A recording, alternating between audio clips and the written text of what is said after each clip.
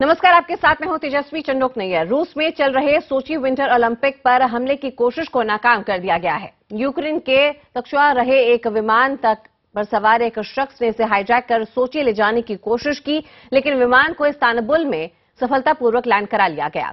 वहीं इस शख्स को भी हिरासत में लिया गया है।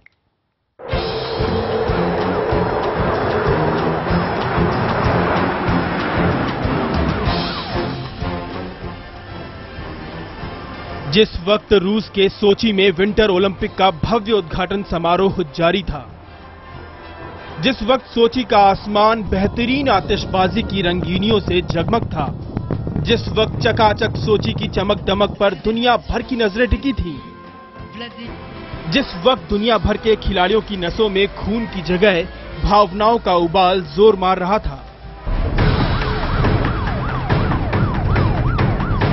उसी समय वहां से हजारों किलोमीटर दूर यूक्रेन में एक आतंकी साजिश को अमल में लाने की नापाक कोशिशें की जा रही थी। जी हां, सोची ओलंपिक पर हमले की साजिश रची जा रही थी, जिसे नाकाम कर दिया गया।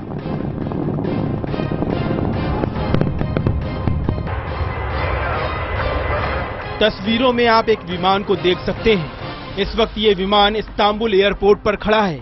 ये वही विमान है जिसे साजिश का हथियार बनाने की कोशिश की जा रही थी। इस विमान को यूक्रेन से जाना तो था टर्की, लेकिन जैसे ही विमान ने उड़ान भरी, एक शख्स हरकत में आ गया। विमान में 110 यात्री सवार थे। इनमें से एक शख्स ने चिल्लाना शुरू कर दिया। उसने विमान में बम होने का दावा किया और कहा कि अगर उसकी बात नहीं मानी गई तो वो विमान को धमाके से उड़ा देगा। उसने विमान को हाईजैक करने की कोशिश की।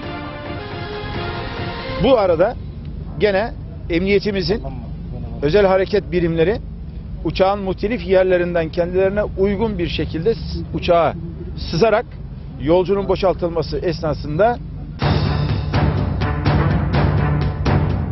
टर्की सरकार के मुताबिक उड़ान भरने के कुछ देर बाद ही इस शख्स ने बम की धमकी दी।